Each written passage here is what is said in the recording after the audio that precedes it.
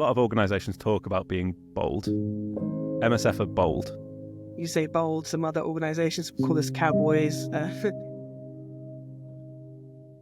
The recent one was about Gaza, and at what point is this classified to be a genocide?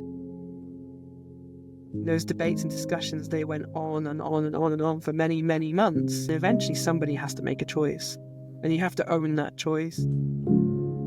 In the report it says, what our medical teams have witnessed on the ground throughout this conflict is consistent with the descriptions provided by an increasing number of legal experts and organisations concluding that genocide is taking place in Gaza.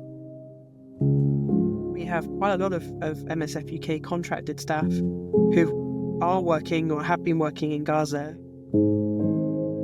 When does MSF decide when and how to speak out, knowing that things like access and there's a level of you need to have not annoyed the wrong people to be able to do your job? What's your thinking on that and that seesaw balance of what we should say and how versus the impact and the damage that it might have on us being able to programmatically deliver?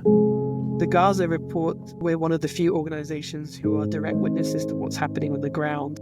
We did look through what would be the likelihood that Israel would no longer grant us access. It was very important to us that legitimate organisations were also saying it, because alone, what's the point in MSF calling it a genocide? It doesn't change anything. It takes somebody to be willing to put the first domino down. There will be several organisations that are, we will do it when others do it. We were very quickly talking about saying what we see. So the concept of témoignage is just saying what we see. What are your feelings on observing the rest of sort of UK humanitarian-based organisations and the lack of willingness to speak out in this way? I go to meetings and people go, "Oh, we're so glad you could say it because we never could say that." And what I don't know, because I've not worked for the other organisations, is to delve into why couldn't you say that? I think that there's a clarity in what you've said that I'm not sure everybody who's worked on this has.